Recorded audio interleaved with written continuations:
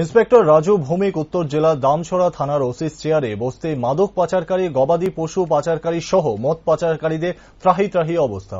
চলতি মাসের 21 তারিখ তিনি দামছড়া থানার ওসির দায়িত্ব নেন। দায়িত্ব নেবার পর থেকে বার্মিজ সুপারি, বার্মিজ গরু আটক করে দামছড়াবাসীর মন জয় করে নিয়েছেন ইতিমধ্যে। অবশ্য সীমান্ত এলাকার থানাতে এই ধরনের সৎ ও নিষ্ঠাবান পুলিশ অফিসারের একান্ত প্রয়োজন ছিল, যার ফলে ওসি রাজু ভৌমিক তার সফল স্টাফদের নিয়ে মিটিং করে কিভাবে বিভিন্ন পাচারকারীদের জালে তোলা যায় তার উপর ভিত্তি করে স্থানীয় থানার পুলিশ বুধবার সন্ধ্যে 7:30 নাগাদ মদ বিরোধী অভিযানে বের হয়।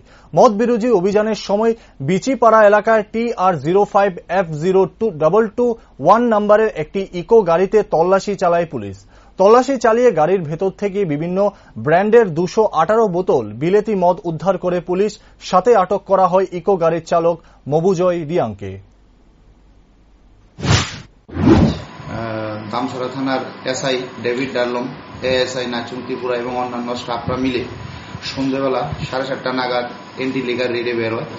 তখন দামছড়া টু খেদাছড়ার রাস্তায় আমাদের থানার অন্দরে বিচিপাড়া এলাকায় তারা একটি গাড়িকে আটক করতে সক্ষম হয়। যা এই গাড়িটির নাম্বার হলো TR050221 মারুতি ইকো ভ্যান।